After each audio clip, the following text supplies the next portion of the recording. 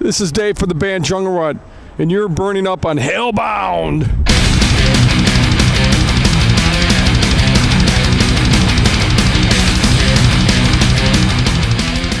What's going on, everybody? It's your pal, me and Gene from Hellbound. I'm here in Oakland, California tonight at the Oakland Metro Operahouse with Dave from Jungle Rot. What's going on, brother? I'm glad to be back here, man. You know, it always feels like home when we get here. A lot of familiar faces. We don't get here too much, so when we do, it's a special thing for us. But yeah, I'm happy, and day's going good. The tour's been excellent, man. I mean, we're hoping for the best tonight. And front row parking. Yeah, that's the best thing. When we parked earlier, man, on the side, right when we get out, you could see all the glass from every night. It seems like there's a break in every night, man. Yeah. Well, welcome to Oakland, right? Yeah, right. Yeah. Let's jump into it, man. Last summer, album 10, Entitled Jungle Rot, man, came out. What a fabulous record it was, man. How has it been received live and from the fans, man? What's the feedback been like? The feedback has been great. I think the timing was right with it. I mean, the self-title, some people took it as but with the self-title name, I think in my situation going with Jungle Rot, I think we earned it. You know, it's like over the years, you know, it's like we earned to call it Jungle Rot in my name. We did all the great titles, Slaughter of the Week. We did Paul, you know, all of them, man. And I just think it was the timing was right for Jungle Rot, man. And the music is some of the best we've ever done. And the wheels rolling, man. Here we are. Yeah, absolutely. I mean, you've been at it for, is it 25 years, man? Is that a number? Something like that. A lot of years, man. Yeah.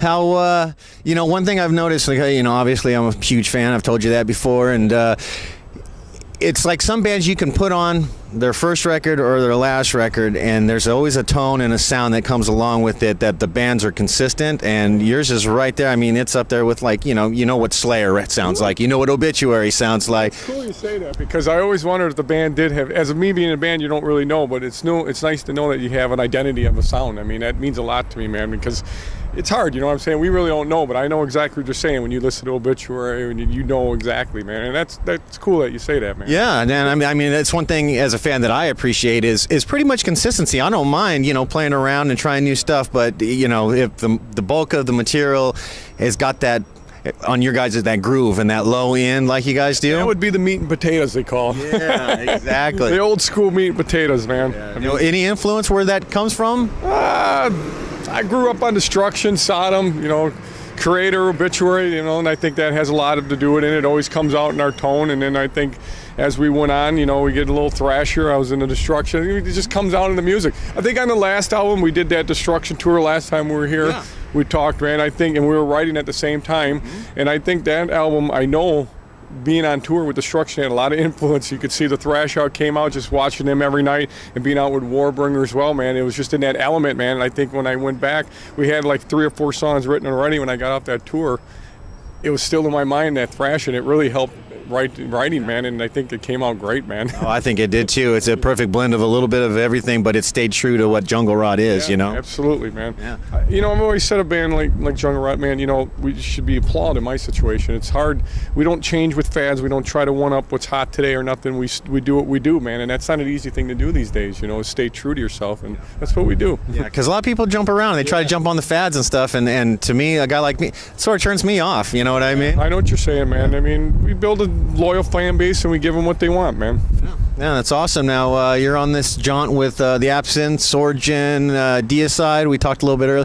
This is third or fourth trip out with Deicide. What's it like touring with old Uncle Glenn there? I love Glenn, man, myself. I learn a lot from him, man. You know, I respect the guy a lot because he knows the business, man. And every time we go out, I learn a little bit from the guy, and you know, he takes care of us, man.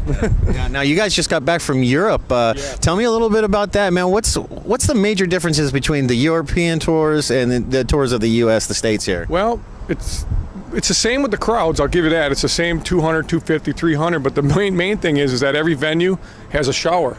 Okay, all right. And that's a benefit. And there's load-in food when you get there. Really? I mean, there's all kinds of little benefits, and that's what it's about, man. It seems like they appreciate it a little bit more. They take it a little bit more serious there, and we've always had a blast there, man. We did that tour. it was better than we thought. That's a good thing, man. We came out ahead, man. I mean, it was way better than we thought it was going to be. We were averaging 150 to 200 a night, and it was mind-blowing, man. It really was. It was actually better than we thought it was going to be, doing a headlining run, and we're going to go back in July and do it again. Are you going back in the summer? Yeah, we're going to be back in July. We go July 18th, I think we leave, and we come until August 10th. We're doing a festival run. We got Brutal Salt, Party Sand. We're doing a bunch of good festivals, and then the one-offs in between them. Yeah. Wow, I was about to ask the summer newer album. Your summer festivals are here. Yeah, we got some good ones, man. Dynamo Fest, we got a really good run. Wow, yeah, that's awesome. It's gonna be great, man. Yeah. Now, I like to always ask, is there a difference between the 150 or 200 crowd to you? Professionally, personally, going out on stage or playing to 20 or 40,000 people? It's all the same to me, man. It's the energy that they give and you give back. That's how we look at it, man. You know, a lot of those bigger festivals, they're awesome, but sometimes they just analyze you. You know, there's so many people, and sometimes they're so far away, they're like 30 feet from the stage. So it's hard to get that personal relationship, that icon, you know what I'm saying? There's nothing better when the front row's right there and the sweat is flying, you know. That's the way we like it, man. Yeah, no, I hear you on that. It's probably a little awkward. I mean, there's such a huge gap between you and the audience. It really is, man. I mean, there is. It gets a little awkward. We like them right up in their face, man. After all these years, you still get the butterflies or nerves at all before hitting the stage, or is it just taking care of business? It's pretty much business now. All right. Now, I haven't spoke to you a little bit. Let's go in a little bit personal with it. How was the hunting season? Oh, my God, it was the best season yet, man. Was it? Now you strike the good one. That's a good conversation, man, hunting, man. Yeah, hunting's a big passion of mine. It's first in my life. You know that. I guide 6 months out of the year up until from October to April, then I come out here and go from April to October to tour. But, yeah, we had a great year. The weather was right. I had a new dog. I started him off, man, River. He got out there and did his thing, man. You know, what breed?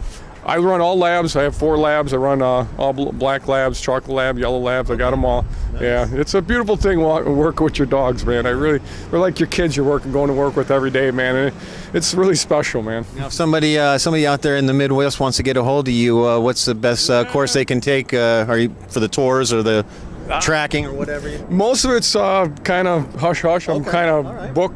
You know, it's my clientele. I'm really booked, man. Ahead of time, I'm booked pretty much every day. Yeah, repeat customers and all that we got. What was the big hunt this year for? Most of the hunting we did ducks and geese. That was our thing. That's where we're making some money now. And pheasants upland, but a lot of the ducks and geese is where it's at now, man. That would explain the labs, right? My uncle was a hunter, and he had golden retrievers and labs his whole life, and those were his buddies, man. They're working dogs, man. Yeah. I mean, but it seems like more people want to shoot ducks and geese and pheasants than the big game, you know. But the big game's always there too. I mean, but the bread and butter's in the waterfall. Yeah. Now, do you deer, bear, anything like that? We do deer and bear. Yep. From Wisconsin, we have all that, man. You know, we love that, man. That's awesome, man. Now, you mentioned the festivals. Is it pretty much like clockwork with you every year, Dave? Is the tour cycle versus your personal life? Yep, yeah. That's how I run it, man. Yeah, I do my job. We all have jobs, and when the guiding's over, I try to get out here and get out as much as I can before I get back to the other job, you know? Yeah. Well, I can tell you on the West Coast, we miss you, man. We wish you'd get out here a little more often, but that's the selfish fan in me talking, you know? I know you got to... Well, we wish we would too, man. It's hard, you know? Being in our situation, we have to pick and choose the tours we take because, you know, you got to be careful, man. You can really lose it, and being in our situation for so many years, you can get in a hole and never get out, you know? Yeah. So you got to pick and choose, and we've been lucky at that and doing pretty good. The balance. Yeah, exactly. That's what life's about, right? It's right, man. Yeah. All right, well, let me finish up with a couple of weird ones here for you, man. If you could have been in any other band at any other point in life, what band would it be, and what would you do in that band? Seriously, I would have loved to have been an Obituary and been the second guitar player. Okay. I mean, yeah.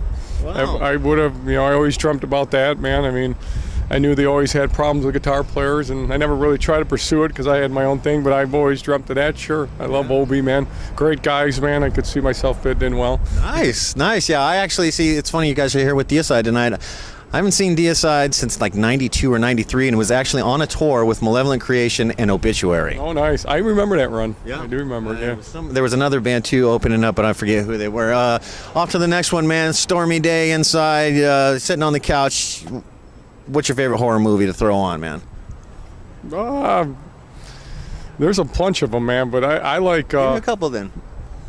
Off the top of the head, man, I'm going to tell you something. My wife yells at me all the time. I cannot take any time Texas Chainsaw Massacre is on any channel. Yeah. I will watch it nonstop. I don't no matter how many times I've seen it. I literally watch it just for the screams and the horror. Yeah. Any time of the day, anytime it's on the channel, I'll play it, man, just to watch it. I know I've seen it. I'll tell her the lines before they come up next, man. Yeah. I'm the same way with something like The Thing or the original Dawn of the Dead. Yeah, that's a great one too, man. Very good one.